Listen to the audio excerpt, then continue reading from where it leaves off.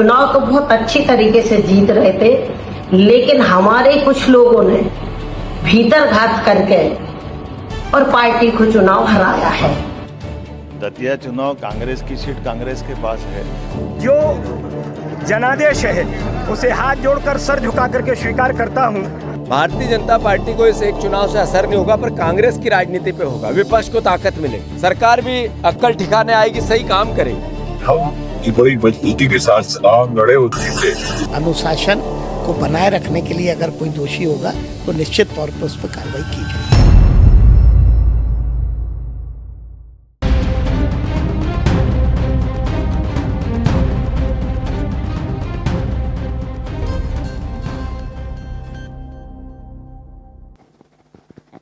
नमस्कार, राजीव टाइम्स में आपका स्वागत है। आप देख रहे हैं प्रदेश प्राइम। दतिया में हार या बीजेपी के भीतर ऑपरेशन क्लीन। दतिया में सिर्फ बीजेपी नहीं हारी, कई नेताओं की सियासी साख भी हार गई। एक उपचुनाव के बाद ऐसा फैसला जो मध्य प्रदेश बीजेपी के इतिहास में कम ही देखने को मिला।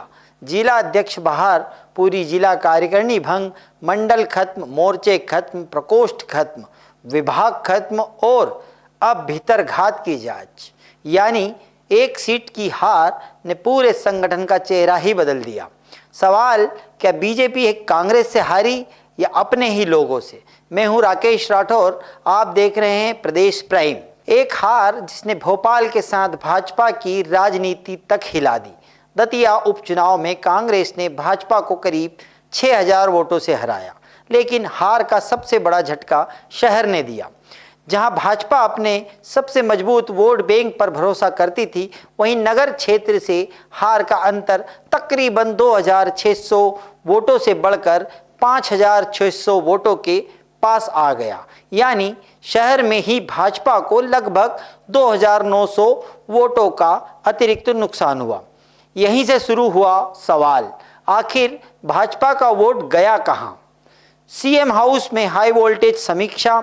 हार के बाद भोपाल स्थित मुख्यमंत्री निवास में हाई लेवल समीक्षा की बैठक शुरू हुई। सूत्रों के मुताबिक भाजपा प्रत्याशी आशुतोष तिवारी ऑडियो रिकॉर्डिंग, शिकायत और कई अन्य तथ्यों के साथ पहुंचे। बैठक में आरोप लगे कि कई पार्षद प्रचार में सक्रिय नहीं रहे, कोर वोटरों को मतदान केंद्र तक नहीं पहुंचाया गया, कुछ कार्यकर्ताओं को चुनाव में काम करने से भी रोका गया, महिला वोटरों की भागीदारी घटने से सरकारी योजनाओं का अपेक्षित राजनीतिक लाभ नहीं मिल सका।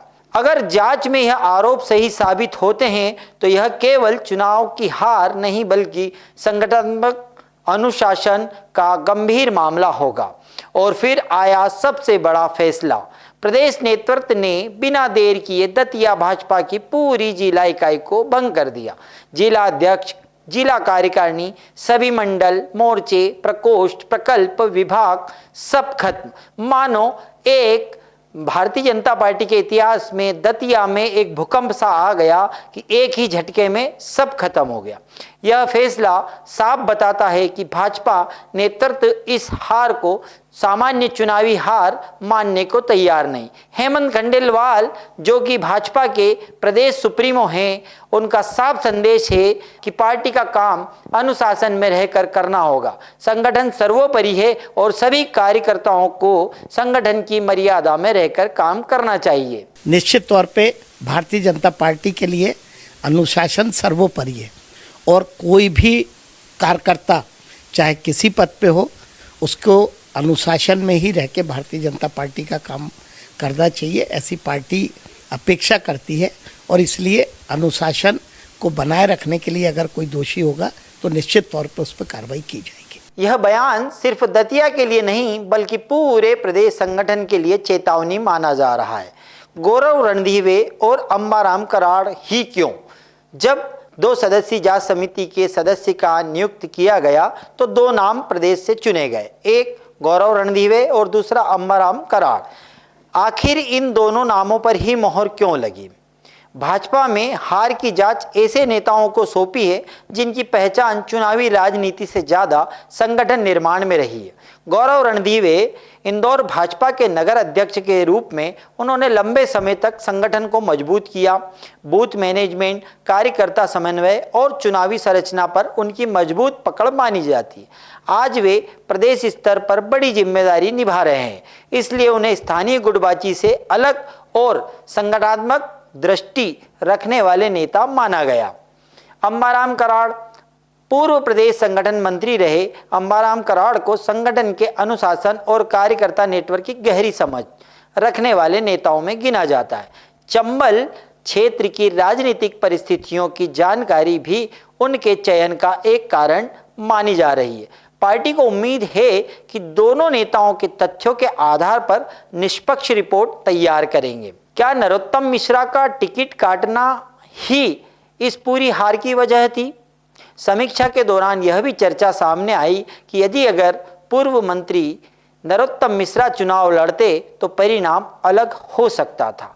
हालांकि पार्टी ने इस पर कोई भी आधिकारिक टिप्पणी नहीं की है, लेकिन यह स्पष्ट किया है कि दतिया का परिणाम अब सिर्फ एक सीट का चुनाव नहीं रहा। यह संगठन नेतृत्व, स्थानीय समीकरण और अनुशासन चारों की परीक्षा बन गया है।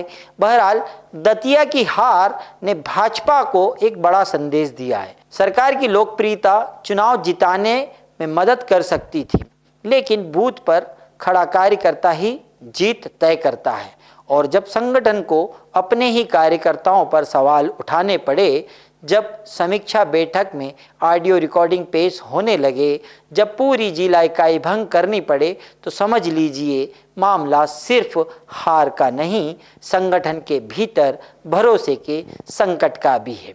कहीं जीत का जश्न तो कहीं हार की समीक्षा। क्या घर के ही लोगों ने घर वालों को हराया?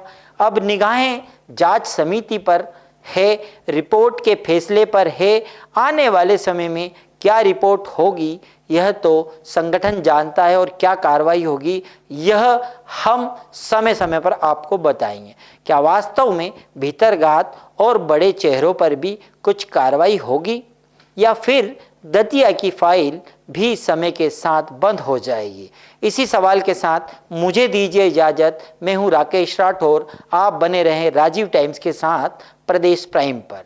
धन्यवाद। यदि शो अच्छा लगा हो तो इसे सब्सक्राइब करें, लाइक करें और अपनी राय कमेंट पर दें।